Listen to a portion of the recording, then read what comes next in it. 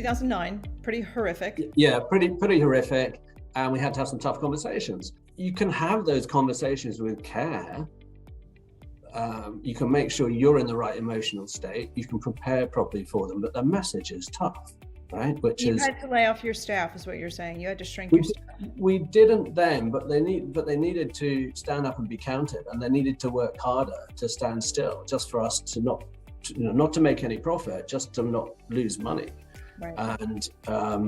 And that wasn't a pleasant time for any of us. So care can be hard sometimes as well, because if you're not taking care with people in that situation, you don't give them feedback the whole time, even if it's difficult, especially if it's difficult feedback, and you just leave them hanging out there, and then you go, sorry, you don't have a job anymore.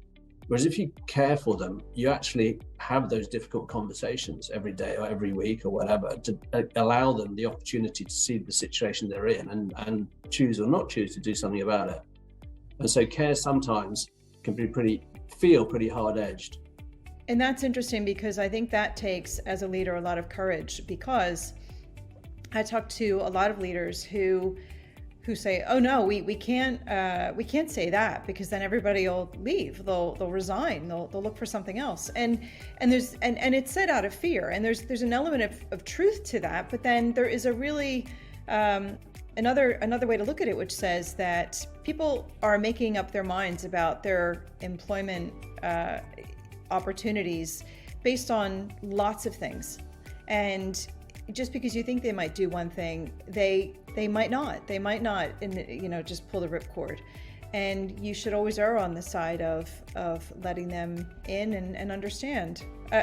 To what extent is again up to the business, but it feels to me as though it's not always the right reaction, albeit an understandable one.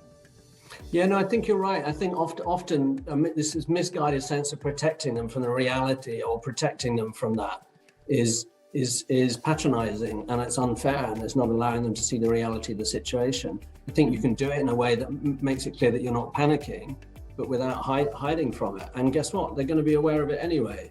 So I think, it's been said a gazillion times, right? But openness, transparency, over communicating, especially on those things, in times of crisis or in times of difficulty, I just don't think you can do enough of it, because it's the uncertainty that kills you.